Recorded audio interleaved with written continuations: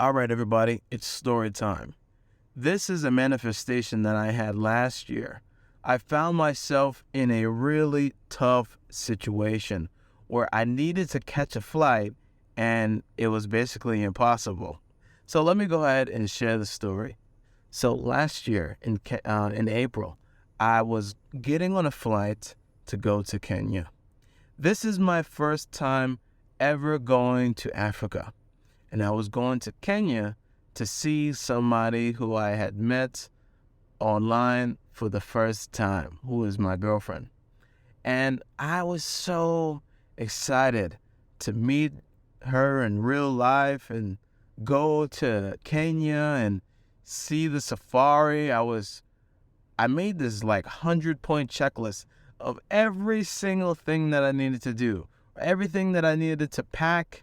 I wanted to make sure I crossed all of my T's and dotted all of my I's, get all the vaccines I needed, right? And I'm not talking about the vaccines that everybody needs. I'm talking like, for COVID, I'm talking about like yellow fever vaccine, the typhoid vaccine. I had to get all of those. And I spent all of March crossing all my T's, dotting all my I's to make sure I had everything prepared for my trip to Kenya. And the day came where I was supposed to go. I had all my bags packed. I went to the airport.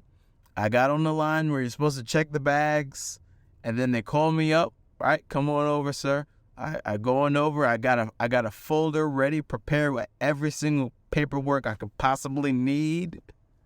It says, "Sir, do you have your vaccination card?" I gave him my card. Back then, we needed to show that, right? And then he asked me for my passport. I gave him my passport. I said, "Okay, here you go." And then he asked me for my visa. I said, "Visa?" He said, "Yes, sir, your visa to go to Kenya." I thought for a moment, visa, do I have it? And I realized I don't have no visa to go to Kenya. And I told him, I don't have a visa. Like, do I need a visa to go to Kenya? And I asked this question. I was so surprised because I was just in Greece 2 months before, and I didn't need a visa to go to Greece. But this just shows you how ignorant I was with international travel. So they told me, "Sir, if you don't have a visa, you can't get on this flight, because if you go to Kenya without a visa, they will deport you and you'll never be allowed to go back to Kenya again." That's what they told me. So let it be known, I was pretty, nervous. I was like shocked. It was very cold and I was sweating. So I said, "Okay, what do I do to get a visa?" And the guy told me, "Well, your flight leaves in 2 hours and you can apply online. It takes about 30 minutes to apply." And the way he said it, he made me think that I was going to be able to get my visa within 30 minutes. Wow, really showed you how ignorant I was for international travel. So I get off the line, I go to a corner, I get on my phone, I'm frantically, I think I'm saying it right, frantically trying to apply for this visa, put all my documents in, and oh my goodness, I'm stressed. And then in the middle of that, I realized that I'm also supposed to have a PCR test, which is obviously the test that proves that you're negative for COVID. And I had to go to the airport and pay them for an instant result test. And they charged me $175 US dollars.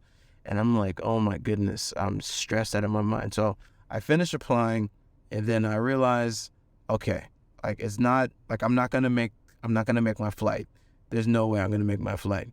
So as soon as I finished applying and I got my negative PCR test, I call a cab to go home. And on my ride home, I book another flight ticket for the next day. And I don't buy insurance or anything like that. It was only after that moment where I thought to myself, wait a minute. I just bought this ticket. The money's spent. I can't get any refund. If I don't get my visa by tonight, I can't get on that flight tomorrow. And I just spent $600 for a one-way ticket. Oh my goodness. So I go to the embassy website to see how long it takes for a visa. to come. And guess what? It said it would take 3 business days.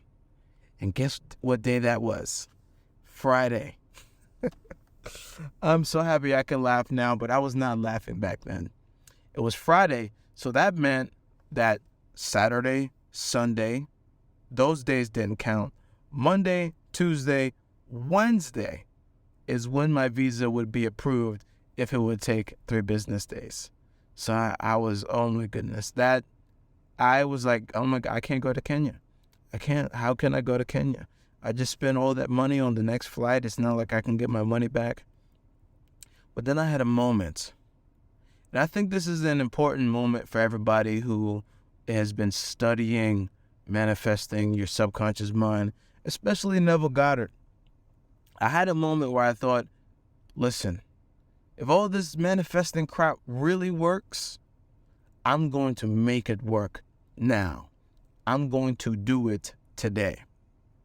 And I decided that when I get home, I would lock myself in the room and I would not leave until I convinced myself that I was in Kenya. Because I knew if I did this successfully, I would impress my subconscious mind and I would find myself inevitably experiencing what I was imagining, right? Using my imagination to bend my reality.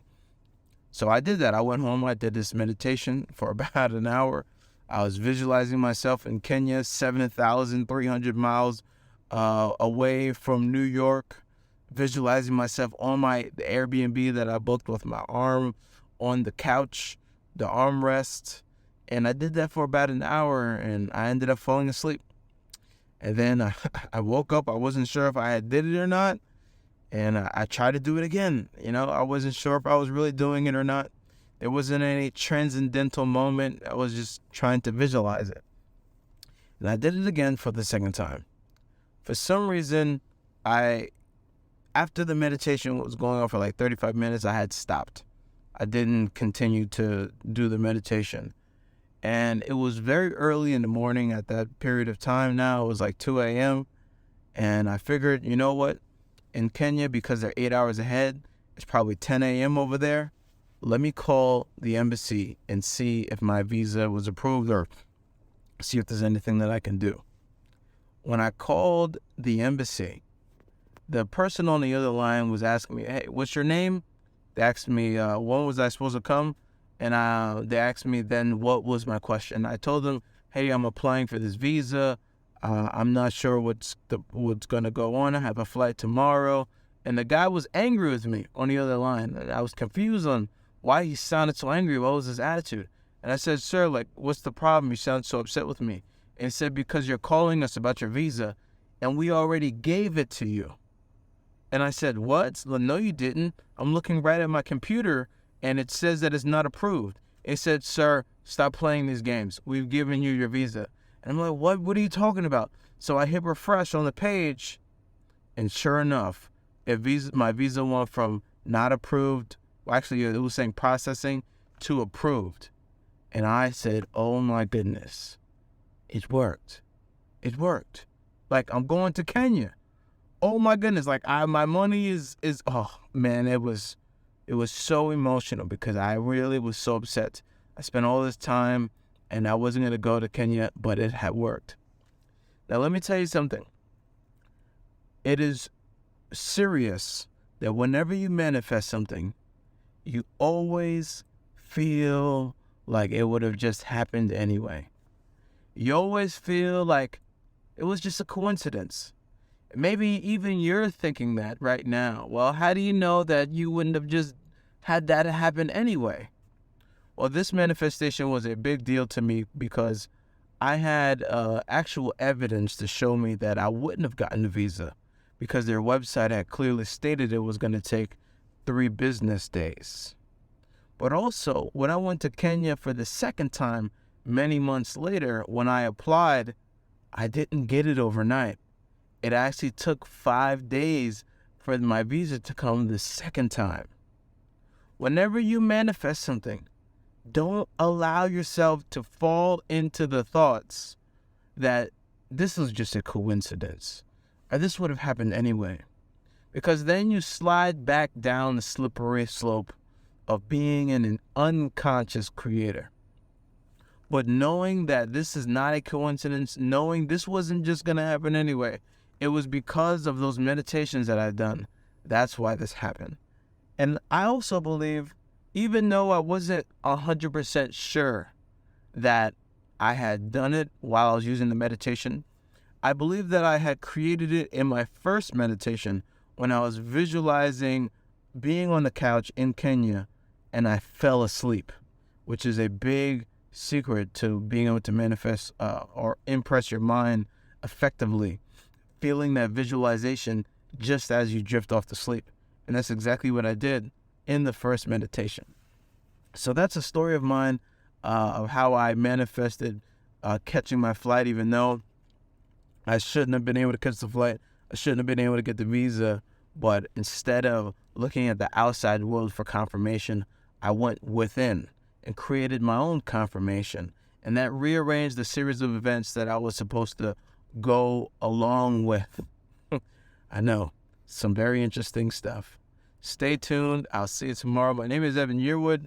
I make these videos every day. Go ahead and subscribe. Go ahead and leave a comment. How'd you like that story? I got some more for you.